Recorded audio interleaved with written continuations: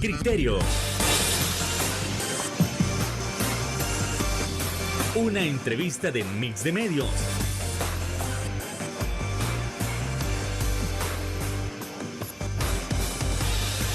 Que aborda frontalmente los problemas de El Salvador con los verdaderos protagonistas y plantea soluciones.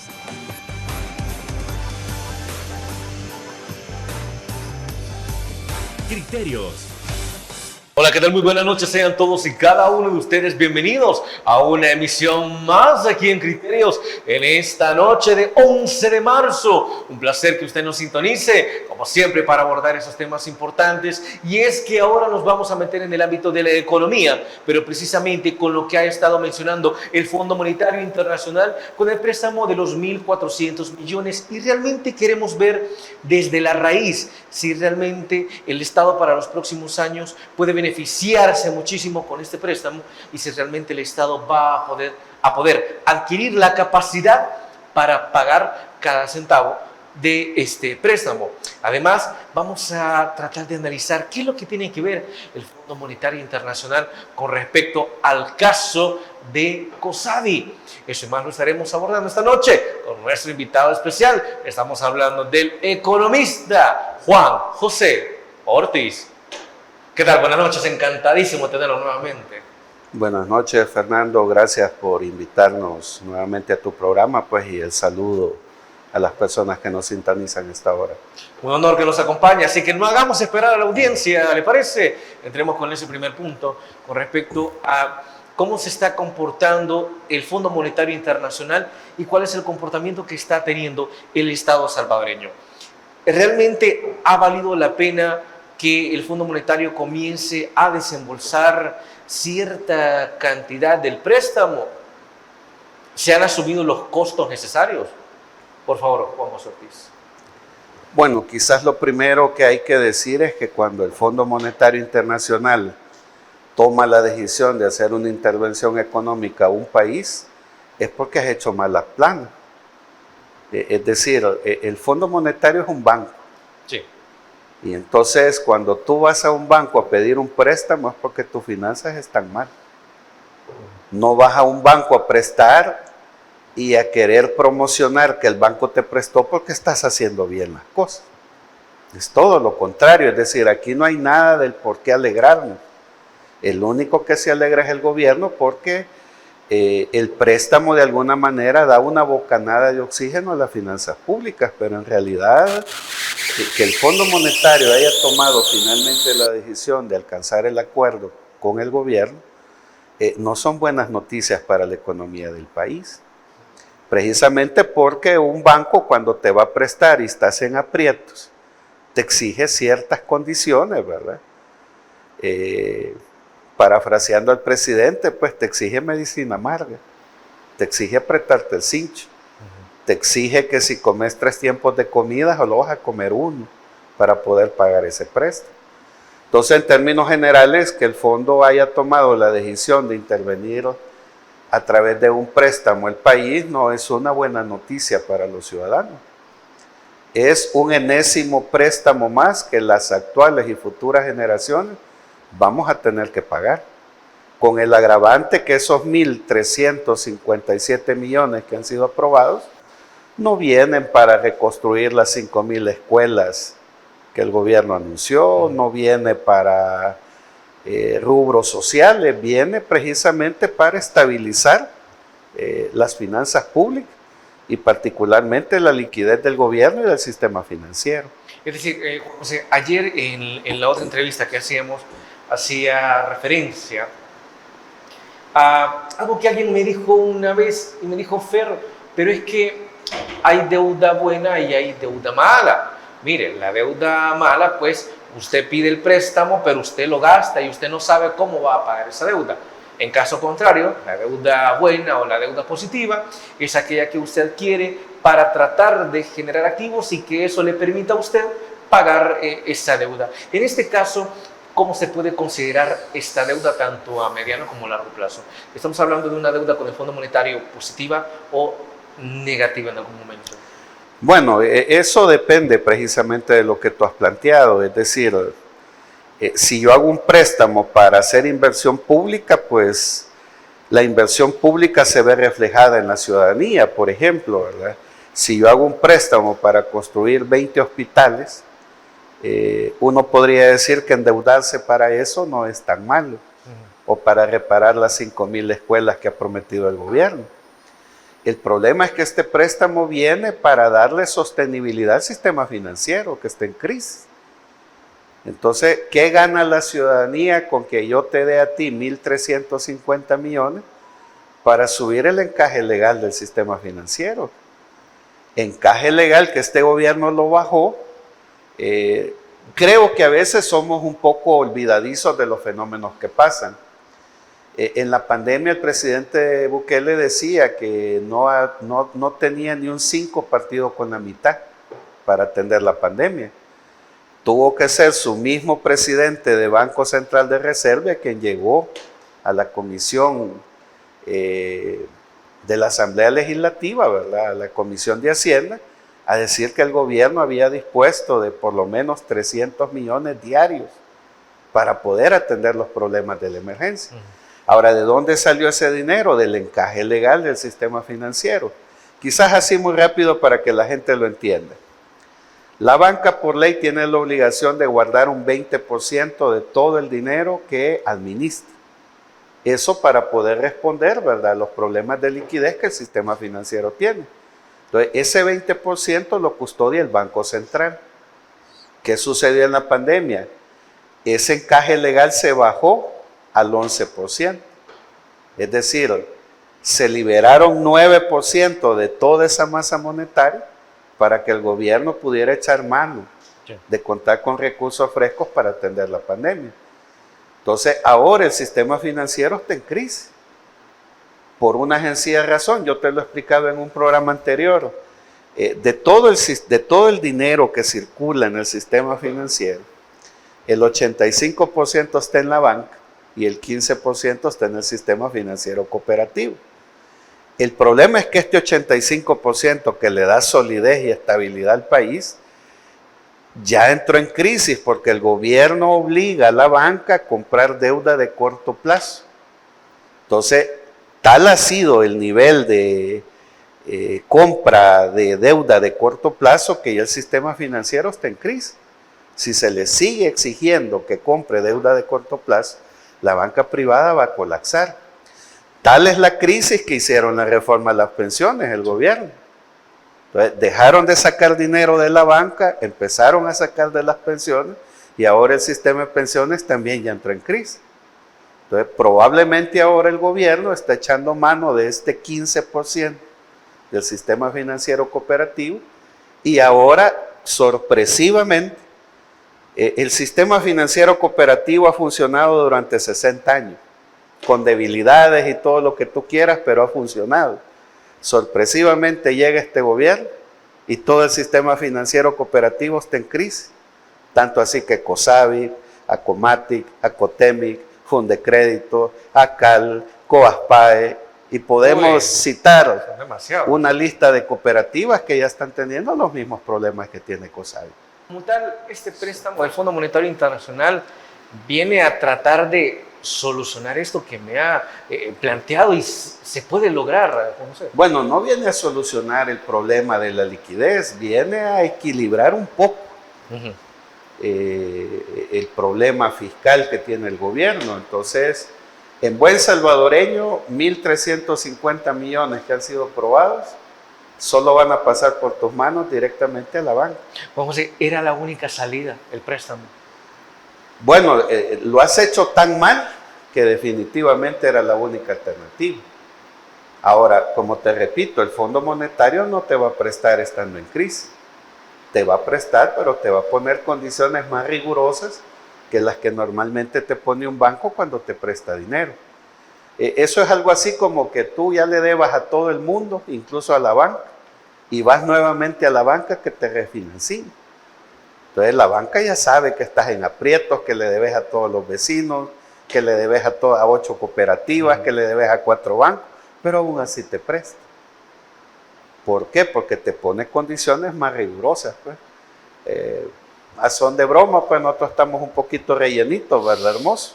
Bueno, vamos a bajar 40 libras para poder pagar ese préstamo. Entonces el pueblo salvadoreño va a tener que apretarse el cincho, medicina amarga, bajar 40 libras de grasa Sí. para pagar ese préstamo. Bueno, así con esto nos vamos a trasladar a la primera pausa comercial, pero al regresar es necesario abordar el tema del vínculo del Fondo Monetario Internacional y COSABI. Es decir, ¿qué tienen que ver uno con el otro? ¿Será que se le está pidiendo al Fondo Monetario Internacional que investigar el caso COSABI sea uno de los criterios o requisitos para evaluar la gestión gubernamental? Bueno, eso tras la pausa comercial.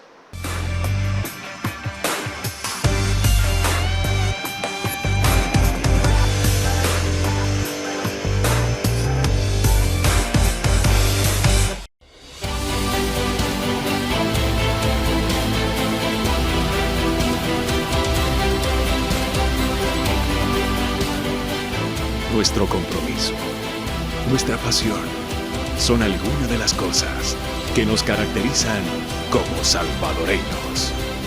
Farmacia La Buena, la farmacia de todos.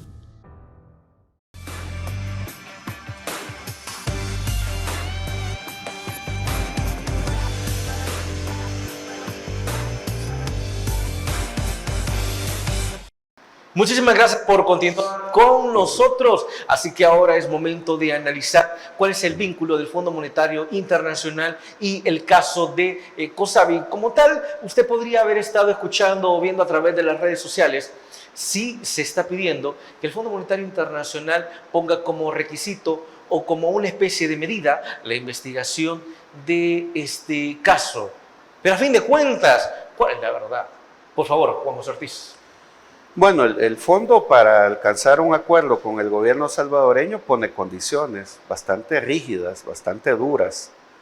Una de ellas es precisamente disminuir el gasto público. Y vaya que lo han hecho.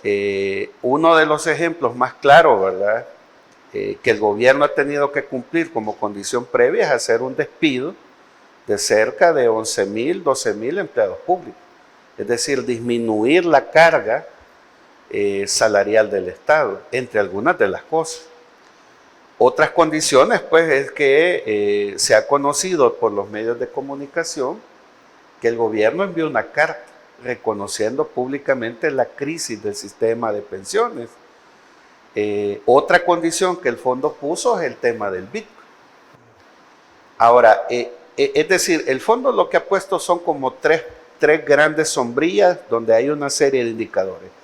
El tema de la transparencia, el tema de la eficiencia del Estado y el tema fiscal. Entonces, en esa medida fue que los afectados tomamos la decisión de enviar 2 cartas al Fondo Monetario planteando la crisis del sistema financiero cooperativo, que es un tema económico, pero también es un tema fiscal. Y es un tema donde no ha habido transparencia ni combate a la corrupción. Entonces nosotros básicamente le pedíamos al fondo que considerara el caso COSABI un indicador de cumplimiento dentro de estas 3 grandes sombrillas de criterios que el fondo le va a exigir al gobierno salvadoreño. Al día de hoy, pues la primera carta nos contestaron para sorpresa nuestra a los 4 días. La segunda todavía no ha habido una respuesta porque es una carta más técnica, más económica, donde nosotros colocábamos una serie de indicadores tomados de la página del Banco Central. Por ejemplo, nosotros enviamos esta carta hace un mes. Hace un mes las exportaciones tenían un nivel de acumulación anual negativo. Se lo decimos al Fondo Monetario, mire, las exportaciones son negativas. Somos el país que menos crece en Centroamérica. Somos el país que menos inversión extranjera trae. Sorpresivamente, el día de ayer, viendo nuevamente los indicadores del Banco Central de Reserva, todos están actualizados a enero de 2025 con datos positivos. Y la primera pregunta es, ¿cómo lo hicieron metodológicamente? Porque, es decir, ponen que las exportaciones a enero de 2025 son positivas, 2.8, pero la tasa de crecimiento sigue en el segundo trimestre del año pasado. Eso es algo así como que tú vayas en un vehículo mecánico y de primera quieras meter quinta de un solo. Entonces, metodológicamente es imposible que tú, como experto en finanzas y en economía, actualices todos los indicadores menos el comportamiento de la economía. Y esto es extraño, pues, porque ya vamos por el mes de marzo, la economía se mide por trimestres. Hoy en marzo el gobierno debería de publicar el desempeño de la economía del último trimestre de 2024. Sin embargo, tú te metes a la página web y apenas estamos por el tercer trimestre. Entonces, ¿cómo es que has actualizado todo 2025? Y la proyección de crecimiento económico sigue en el tercer trimestre del 2024. Metodológicamente eso es imposible. Entonces, más parecería que el gobierno actualiza datos para querer deslegitimar la petición, los datos que nosotros pusimos en la carta, advirtiéndole al gobierno, pues, y advirtiéndole al fondo. Mira, es que es interesante cómo el presidente de la República se pronuncia por el tema lamentable de la muerte de unos perritos, pero no se entera que en Cosavi se robaron 35 millones, en Acomatic y en Acotemic 50 millones, que todo el sistema financiero cooperativo está colapsando. Y lo más grave, ¿cómo es que el Fondo Monetario no se entera de esas cosas? Entonces nosotros lo que hemos hecho es decirle al fondo, mire, esto es lo que está pasando en la economía del país. Y el caso Cosavi tiene implicaciones serias para la economía y por eso le pedimos al fondo que consideren la posibilidad de incluirnos como un indicador de cumplimiento. Ahora, no nos han dado respuesta, el acuerdo ya está firmado. Tenemos 2 años para convencer al fondo de que el caso Cosavi y toda la crisis del sistema financiero cooperativo debe de incluirse como un indicador de cumplimiento. ¿No sería destapar la caja de Pandora si de repente el Fondo Monetario acepta que ese sea un indicador? Bueno, para el no gobierno. fuimos los socios de una cooperativa o los socios de 10 cooperativas los que hemos metido en problemas al país.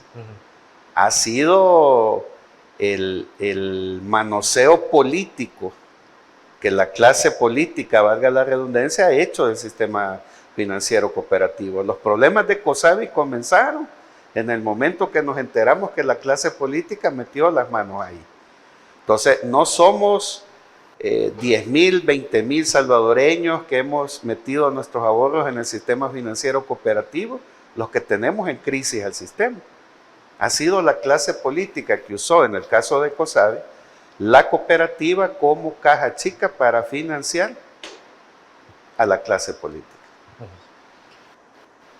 Pero eso sería el único requisito o el único indicador que se podría agregar en los próximos 2 años. O digamos, podría existir otro que ustedes ya pudieran estar considerando. Bueno, nosotros nos planteamos el caso Cosavi, pero como te digo, ya no solo es Cosavi, es todo el sistema financiero cooperativo el que ha entrado en crisis. Volvemos a lo mismo, pues el cooperativismo ha funcionado durante 60 años, con debilidades, con problemas. A paso lento, pero a seguir. Pero ha funcionado. Sorpresivamente, con la intervención de la clase política y particularmente del partido de gobierno, todo el sistema financiero cooperativo está colapsando. Entonces nosotros le decimos al fondo, póngale atención a eso. Probablemente el caso Cosavi es uno de tantos casos que suman, ¿verdad? Porque nosotros lo advertimos, Cosavi iba a generar un efecto cascada de crisis en el sistema financiero. Y entonces, ¿dónde está el tema económico? La banca privada en crisis, porque el gobierno absorbe el dinero de la gente para el funcionamiento del Estado. Tan en crisis están que hacen la reforma a pensiones. Las pensiones están en crisis, hoy le están cayendo al dinero de todas las cooperativas. Entonces, todo esto en su conjunto va a llevar a un colapso económico. Y por eso es que este préstamo viene a convertirse en una bocanada de oxígeno, ¿verdad? Que no resuelve la crisis de liquidez del país, pero le da cierto respiro al gobierno. Pero lamentablemente todo parece indicar que en la medida que no hay un plan de reactivación de la economía y no hay planificación como política pública, en realidad el futuro económico de este país es bastante incierto. Pero Juan José, estamos hablando de 2025, 2026, 2027, de 3 años de respiro y luego. Es que ese es lo interesante, ¿verdad? Creo que tú has hecho la pregunta del millón. Es que todo se ve en discurso. El gobierno decía, en mi primer quinquenio mi apuesta fue la seguridad. Hoy en este segundo quinquenio mi apuesta va a ser la economía. El gobierno está a punto ya de cumplir 1 año de su segundo quinquenio y no vemos por ningún lado políticas económicas orientadas a decir que vamos a ir por buen camino en el tema económico. ¿Cuáles han sido las grandes apuestas del gobierno en materia económica? El Bitcoin. ¿Cuál ha sido precisamente la piedra en el zapato para alcanzar el acuerdo con el fondo? El Bitcoin. Y la última apuesta es el turismo. Lamentablemente el turismo es un sector de la economía importante, incipiente, pero que todavía no cuenta ¿No despega? con la infraestructura, digamos, como lo puede tener Costa Rica, como lo puede tener México, para decir que la gran apuesta estratégica de la economía salvadoreña va a ser el turismo y que eso va a generar empleo pleno. Entonces, y por otro lado tenés a la agricultura totalmente abandonada, totalmente descuidada, salud y educación haciendo recortes presupuestarios, despidiendo empleados públicos. Entonces, nada de lo que vemos en este momento de los discursos publicitarios apunta a que la economía va a tener un mejor desempeño, digámoslo así, de aquí al 2027. Totalmente. Bueno, ahora nos vamos a ir a una nueva pausa comercial y regresamos rápidamente en Criterios.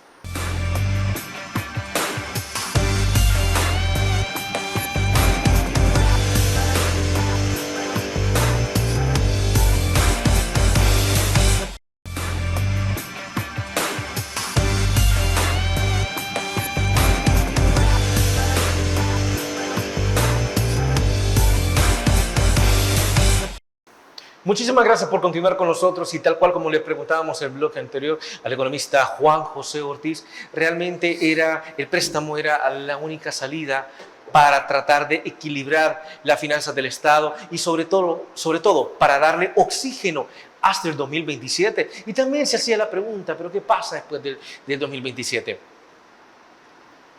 ¿Será como tal que se va a continuar con el tema, por ejemplo, de que la minería es esa base o ese punto salvador para la economía salvadoreña después del préstamo? Juan José. Es que eso son medidas inmediatistas que, ¿No hay a largo plazo? Que van a tener resultados a largo plazo, y el problema es que necesitamos urgentemente para ayer las cosas. Vale, por ejemplo, en esto del préstamo, ¿era la única alternativa? No. Probablemente de manera inmediata y en el corto plazo sí, pero hay otras alternativas. Por ejemplo, el gobierno tiene el control en la Asamblea Legislativa y puede implementar una reforma fiscal progresiva que implique, por ejemplo, devolver el impuesto a los grandes patrimonios, que fue eliminado en las administraciones de Arena. Es decir, alternativas hay. El problema es que los hechos del gobierno muestran que no se quiere tocar a esos empresarios. Lejos de quererles tasar con impuestos, se les está exonerando desde el Congreso al pago de impuestos por las inversiones que hacen. Entonces, lo mismo pasa con la minería, ¿verdad? El oro creo yo que es marginal, esa es una excusa fundamentada del gobierno para hacernos creer, pues, al igual que con el Bitcoin. Se nos dijo con el Bitcoin que aquí vamos a tener inclusión financiera. Habría que preguntarle a la gente cuántos han salido de la pobreza con usar la Chivo Wallet. Entonces, como no funciona el Bitcoin, ahora nos venden la idea que Dios nos bendijo con una cantidad de oro descomunal, ¿verdad? Que en ninguna parte del mundo hay. Pero yo creo que son medidas populistas, inmediatistas, que pretenden distraer a la gente, valerse de que los bajos niveles de escolaridad en la población hacen que la gente crea todo, pero en realidad la única alternativa que hay en este país para sanear las finanzas públicas es una reforma fiscal progresiva, es decir, el que paga más, el que tiene más paga más. El problema es que en la práctica real, las medidas que este gobierno está tomando, es que el que tiene más paga menos. Hasta se le exonera del pago de impuestos, sobre pretexto de que está invirtiendo en el centro capitalino, de que está invirtiendo en Bitcoin, de que está invirtiendo en otras actividades que no generan empleo. Ahora, Juan José, creo que ahí entramos en una especie de debate también que se ha dado a través de las redes sociales con respecto, mire, pero alguna gente le dirá, mire, pero entonces, ¿cómo quiere que el empresario venga? ¿Cómo quiere que se acerque al país si usted no lo exonera de impuestos? Y alguien le dirá, exonerar los impuestos permite que ellos establezcan sus empresas, que establezcan sus negocios, y eso le permite pues a la gente desempleada pues tener una opción, y también al Estado a largo plazo pues tener una fuente de ingresos. ¿Cómo se responde a eso, Juan José? Bueno, un inversionista no solo busca en un país que se le exonere del pago de impuestos, tampoco busca seguridad como nos han querido vender la idea este gobierno, ¿verdad? De hecho, somos, según el discurso del gobierno, el país más seguro del hemisferio, pero seguimos siendo el país que menos inversión extranjera trae. ¿Por qué, verdad? Porque un empresario lo primero que busca es seguridad jurídica. Es decir, que las reglas del juego a la hora que yo voy a invertir no se modifiquen. No cambien para mañana. Sí, y te voy a poner un ejemplo, dado que estuvo de moda el fin de semana el presidente de la República. Si yo soy un empresario que está poniendo los ojos en El Salvador y ando buscando seguridad jurídica, ¿cómo voy a encontrar yo seguridad jurídica en El Salvador cuando sábado por la mañana tomo la decisión de cerrar 3 instituciones del Estado, sobre pretexto que he leído 8,000 Twitter, 8,000 mensajes, sin hacer ningún diagnóstico, ninguna evaluación? Simple y sencillamente digo, leí 8,000 Twitter y cierro 3 instituciones. Sábado en la mañana, domingo en la mañana, tomas la decisión de volverlas a abrir. Eso es lo que un empresario mira. Un empresario dice, ahí no hay seguridad jurídica, porque los tomadores de decisión hacen lo que les da la gana con las instituciones. Entonces, un inversionista no solo anda buscando exonerarse del pago de impuestos. Donald Trump acaba de subir al 35% los impuestos, y yo no he visto fuga de capitales en los Estados Unidos. Entonces no es tan cierto que un inversionista busca solo eso o solo seguridad. Incluso fíjate que la seguridad ha generado otros problemas. Por ejemplo, la tan publicitada seguridad ha generado que ahora la tierra es más cara en El Salvador que en Estados Unidos. Sí. Si tú eres inversionista y querés poner una empresa aquí, el alquiler o la compra de un terreno es mucho más cara en El Salvador que en la Florida. No le sale mejor ponerlo en otro país que no sea acá. Así es. Si fuera por lo caro que están, los carísimos. Y con el agravante de que, por ejemplo, somos el país que tiene la energía eléctrica más cara de Centroamérica. También. Entonces, si eres empresario, ahí tienes tú 2 variables que vas a considerar a la hora de traer tu dinero al país. Entonces tú dices, mejor me voy a Nicaragua, me voy a Guatemala, me voy a cualquier país de Centroamérica que es más barato el alquiler, o comprar un terreno para colocar mi empresa, la energía es más barata. Y con el agravante que no tenemos control de otros commodities como el petróleo, ¿verdad? Que dispara el precio de los combustibles. Entonces, todo eso lo examina un inversionista.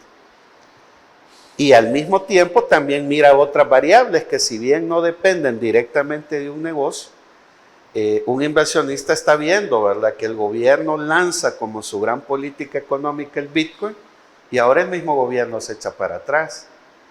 El inversionista mira que el sistema de pensiones en este país está colapsando, y ahora el mismo Fondo Monetario le impone como condición al gobierno para acceder al crédito elaborar en el 2016 una nueva reforma de pensiones. Entonces todo eso lo ve un inversionista. Ahora, Juan José, algo que se me estaba escapando, y yo creo que ya con esto podemos ir cerrando este bloque.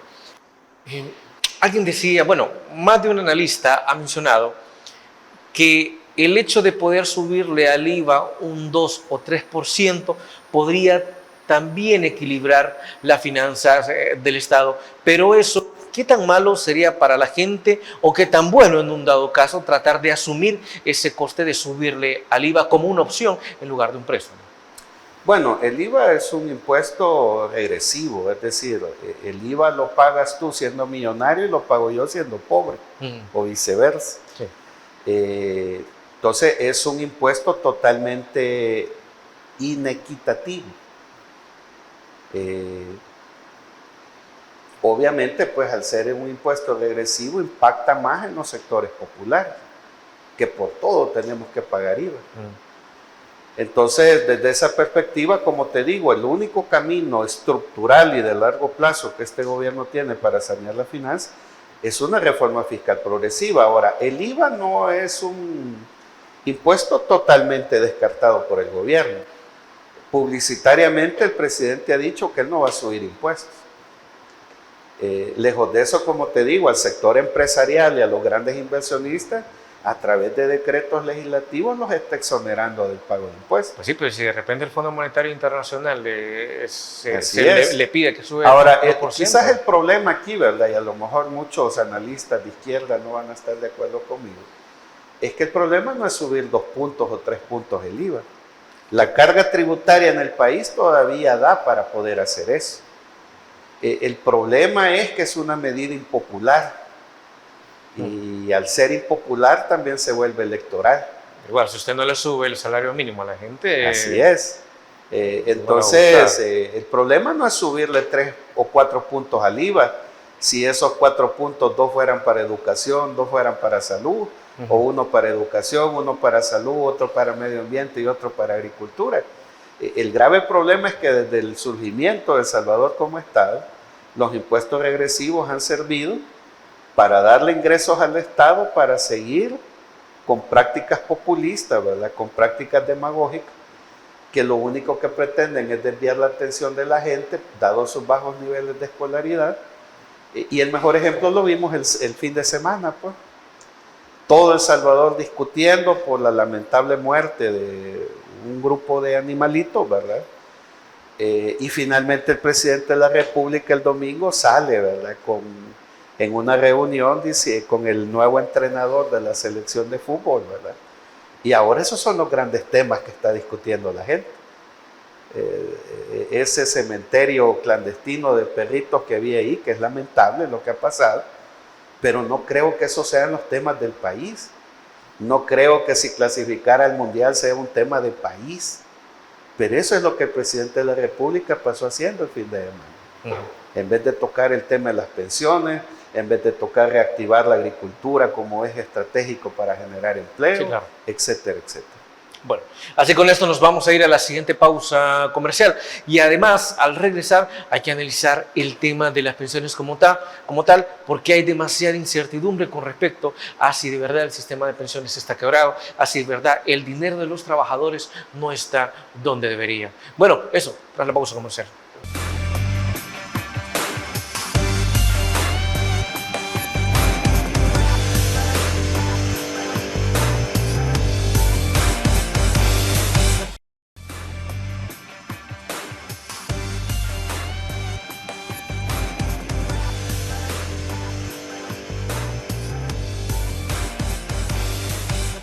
Muchísimas gracias por continuar con nosotros y tal como cerrábamos el bloque anterior, es necesario abordar el tema de las pensiones. ¿Y por qué? Porque hay demasiada incertidumbre, la gente está preocupada porque mucho se menciona o se especula a través de las redes sociales que el sistema de pensiones está colapsado, que el sistema de pensiones está quebrado. Pero esos problemas no han venido desde los tiempos de Arena. No pasaron esos problemas por los tiempos del FMLN, por la primera gestión de Gana y luego la de Nuevas Ideas. ¿Cuál es la verdad? Se ha tomado más del 80% de la plata de las y los trabajadores de las AFP y en todo caso, ¿se ha invertido para algo bueno? ¿Qué se hace en ese aspecto? ¿Cómo están las pensiones? Bueno, aquí quizás es importante hacer 2 valoraciones, una económica, ¿verdad?, con datos, y una política. La económica, la deuda de este país ya casi roza el 91% del PIB. Es decir, de cada dólar que la economía produce, ya debemos 91 centavos, solo quedan 9 centavos para el resto de cosas del Estado. De ese 91%, 22 puntos son pensiones. Eso es para que la gente tenga una idea del peso que las pensiones están teniendo en la deuda pública. Ahora, también es importante quizás hacer una cronología, ¿verdad?, de qué han sido las pensiones a lo largo del tiempo. Hasta antes de que se privatizaran las pensiones, el gobierno administraba las mismas y, digámoslo así, el negocio era rentable y sostenible. Cuando el sistema era público. Cuando el sistema era público. Porque lo que había era un sistema de reparto solidario, donde tú, que eres más joven, con tus aportaciones, me brindabas a mí, que ya voy de salida, una pensión. Que ojo, estamos hablando de que no era un sistema perfecto, pero caminaba. Así es. Aún con todas las debilidades que se le puedan encontrar, era un sistema sostenible y rentable. Tan sostenible y rentable que Arena lo consideró un negocio y lo privatizó. Ahora, ¿qué pasó después de la privatización? Han habido 3 reformas. En la administración Saca, en la administración Sánchez Serén y en la administración Bukele. Las 3 reformas tienen 3 características en común. Las 3 reformas han beneficiado las finanzas del gobierno de turno, le han mantenido o le han aumentado el negocio a las AFP, y el gran perdedor de las 3 reformas siempre ha sido el trabajador que cotiza. Ahora, en el caso de la última reforma del 2022, Nuevas Ideas aprobó que, bueno, hasta antes de la aprobación de esa reforma, el gobierno podía sacar el 48% para cumplir obligaciones del Estado, incluidas pensiones del Estado y otras necesidades del aparato de Estado. Y devolverlo. Y devolverlo. Sí, no hay que olvidar eso. Con la reforma que Nuevas Ideas hizo, ahora el gobierno puede sacar el 100% de las pensiones, con el agravante que se recetó 4 años de gracia para no pagar ni el capital ni los intereses de la utilización de ese dinero. Y ojo, ¿verdad?, porque aquí es importante recordar cómo los diputados de Nuevas Ideas se llenaban la boca diciendo que la reforma prohibía que el gobierno tomara dinero de las pensiones para el funcionamiento del aparato de Estado. Y si lo prohibía, ¿por qué se hizo? Así es que ahí volvemos a lo mismo. Los bajos niveles de escolaridad han permitido que tú tengas la posibilidad de hacer una cosa y venderme a mí, ciudadano, que estás haciendo otra. Entonces, ¿qué sucede, verdad? Tal es el nivel de endeudamiento y crisis que ha llevado esta última reforma, que el mismo Fondo Monetario le impone al gobierno como condición hacer una reforma en el 2026. Ahora, ya estamos casi pues a 8 meses de cerrar 2025, es decir, el gobierno va a tener cerca de 1 año para presentar una nueva reforma. Y aquí es importante el debate político, la concepción política de las pensiones. Para mí las pensiones solo tienen 2 definiciones. ¿Cuál? O son un negocio como las consideró Arena, o son un derecho humano. Ahora, ¿por qué es importante esto? Porque dependiendo de con cuál concepción tú te casas, así va a ser la reforma. Es decir, no es una cuestión, como usted me lo está mencionando, de que hay que arreglar una fórmula, sino depende de la visión de la persona que esté en ese momento. Depende de la visión. Y hemos tenido en algún momento algún líder o lideresa que haya visto las pensiones como un derecho humano. Yo creo que no. Desde los gobiernos de Arena hasta el actual, todos han considerado las pensiones como un negocio. Y por eso las 3 reformas que han habido son reformas parche que han beneficiado al Estado, al negocio de las AFP y golpea a la clase trabajadora. Ahora, si el gobierno de Bukele sigue considerando las pensiones como un negocio, en el 2026 vamos a tener otra reforma parche que va a beneficiar las finanzas del gobierno, le va a mantener el negocio a las AFP y nuevamente la clase trabajadora va a ser la golpeada. Ahora, si por alguna casualidad celestial y divina Nayib llega a considerar que las pensiones son un derecho humano, el único camino que le queda es nacionalizar. Es decir, por norma constitucional, por principios de economía política y por la misma doctrina neoliberal de mercado, el neoliberalismo dice, los negocios los administra el mercado, los derechos humanos el Estado. Si yo considero las pensiones un derecho humano, no tiene sentido que las pensiones sean administradas por un privado y mucho menos por el mercado. Deben de ser administradas por el Estado. Sí. Entonces yo sí creo que la reforma que este país necesita es volver nuevamente a un sistema de reparto público. Y para evitar, digamos, que los liberales de este país me censuren, ¿verdad? Diciendo que lo que estoy es tirando la mirada a Venezuela, a Cuba, a Nicaragua. Los 7 países más desarrollados del mundo, capitalistas, tienen sistemas de reparto público. Estados Unidos, Canadá, Gran Bretaña, Francia, Países Bajos, Italia, Australia. Es decir, cualquier país desarrollado en el mundo capitalista tiene sistemas de reparto público. Entonces, ¿cuál es la gran crisis? De que algunos hablemos de que la gran reforma de pensiones que este país necesita es volver a un sistema de reparto público. Ahora, ¿tienen ahí las condiciones para hacerlo? Sí. ¿Qué se lo impide? Tiene el control en la Asamblea Legislativa. Así como nos impuso el Bitcoin, puede imponer que el sistema previsional sea público. Quizás el único obstáculo que tiene son los aliados. Esos con los que él apareció en una cadena nacional cenando, ¿verdad? Porque muchas de esas personas son accionistas de las AFP actuales. Entonces, yo por ejemplo no comparto la visión que algunos analistas hacen del tema, de que solo tenemos que modificar la fórmula de cálculo y que no importa quién administra las pensiones, si lo hacen las AFP o lo hace el Estado. Es que es al revés, porque el tema es político, no es técnico. Primero se requiere la visión política de qué son las pensiones y luego metámonos a la parte técnica, pero no es al revés, porque si solo nos metemos a lo técnico, solo hay que modificar parámetros. Y eso ya sabemos cuáles van a ser. Aumentar la edad para jubilar, aumentar la cotización, o en su defecto bajar la edad de 18 años a 15 años para que empeces a cotizar.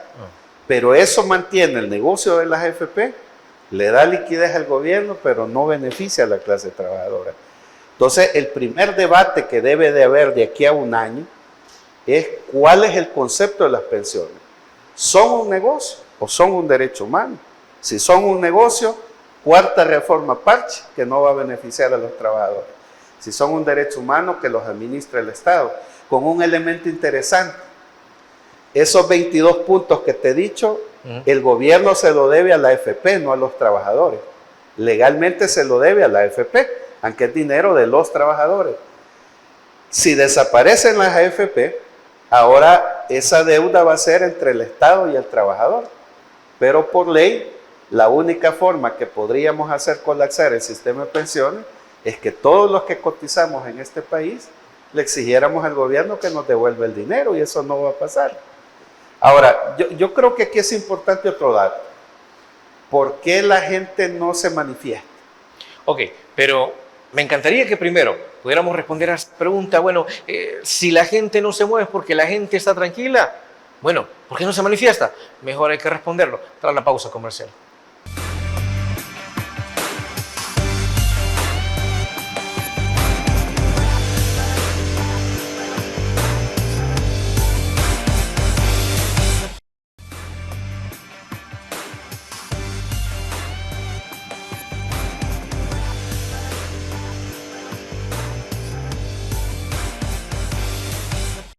Así como cerrábamos el bloque anterior, uno puede preguntarse, mire, pero si las pensiones están tan mal, ¿por qué la gente no sale a las calles? ¿Por qué la gente no se pronuncia? Es más, ¿por qué la gente se limita a lo que en la actualidad nosotros conocemos como hacktivismo, que es el pronunciamiento a través de las redes sociales? ¿Qué podría estar sucediendo?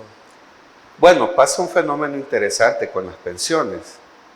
Del 100% de personas económicamente activas, es decir, personas en edad de trabajar y de cotizar al sistema de pensiones, solo el 16% cotiza, con un agravante adicional, que ese 16% que mantiene el sistema de pensiones, el 80% es salario mínimo. Entonces, si el 16% cotiza y el 84% no lo hace, la gente prefiere pronunciarse por la muerte lamentable que ha pasado en Ilopango por unos perritos, o comenzar a discutir si vamos a clasificar al mundial, pero no le interesan las pensiones, porque no cotiza. Entonces, solamente el 16% de este país cotiza pensiones. Y como te digo, el 80% es salario mínimo. Entonces, yo no comparto, por ejemplo, la opinión que algunos analistas dan, que dicen que saben del tema, de que solo hay que modificar la fórmula de cálculo. Porque la fórmula de cálculo lo único que va a hacer es modificar parámetros. Y ahí ya sabemos cuáles van a ser las medidas paramétricas que van a cambiar. Pero usted ha mencionado que se debe ver a las pensiones como, bueno, la persona que esté tras una posible reforma debe verla como un derecho humano. Ahora, para 2026, 2027, tal vez la presión social de repente aumenta y se le pide a la administración del presidente Bukele, mire, por favor, ya es momento de que lo vea desde el punto de vista humanitario. Sí, lo que pasa es que los mensajes que manda el presidente Bukele no van orientados a creer que las pensiones son un derecho humano. Por ejemplo, en la cadena nacional, en la cena con empresarios, él dijo que quería capitalismo con un Estado chiquito y fuerte. Esos son principios neoliberales. Entonces, el neoliberalismo considera las pensiones un negocio.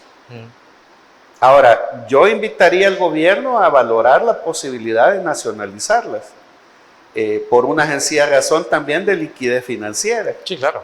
Yo te decía que 22 puntos de la deuda son pensiones.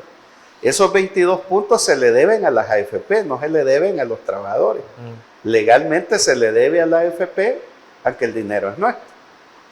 Si las AFP desaparecen, ahora artificialmente esos 22 puntos van a desaparecer como deuda.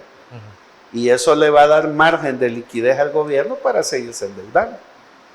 Ahora, no colapsa el sistema porque, a no ser que se reformara la ley y todos los que cotizamos le pudiéramos obligar al gobierno a devolvernos el dinero, haríamos que el Estado colapsara, pero eso no va a pasar.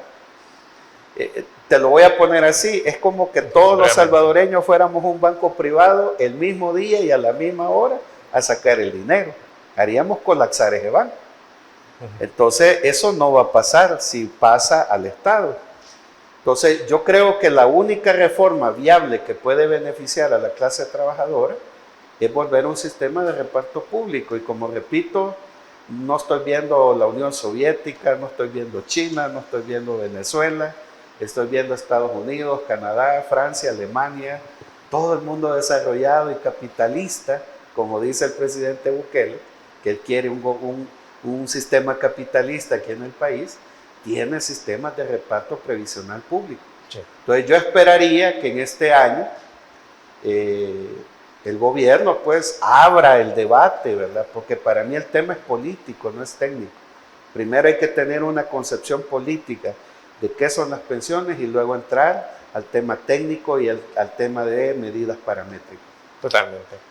Juan José Ortiz, se nos ha terminado el tiempo, no nos vamos sin agradecerle por habernos traído todos sus criterios en torno a todo lo que está sucediendo entre el Estado salvadoreño y el Fondo Monetario Internacional y también este tema tan importante como es el de las pensiones y esperamos tener una próxima ocasión. Bueno, gracias Fernando, gracias por la invitación nuevamente, el saludo a las personas que nos han sintonizado y bueno, estamos a la orden para cuando estimes pertinente volvernos a invitar. Y estaremos encantadísimos de ello. Amigos y amigas televidentes, gracias por habernos sintonizado una vez más. Recuerde que el criterio más importante en todo aspecto siempre lo va a tener usted. Que descanse. Feliz noche. Criterio. Una entrevista de Mix de Medios.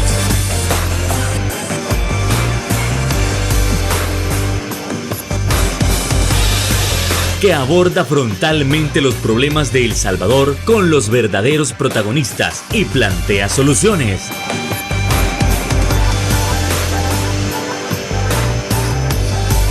Criterios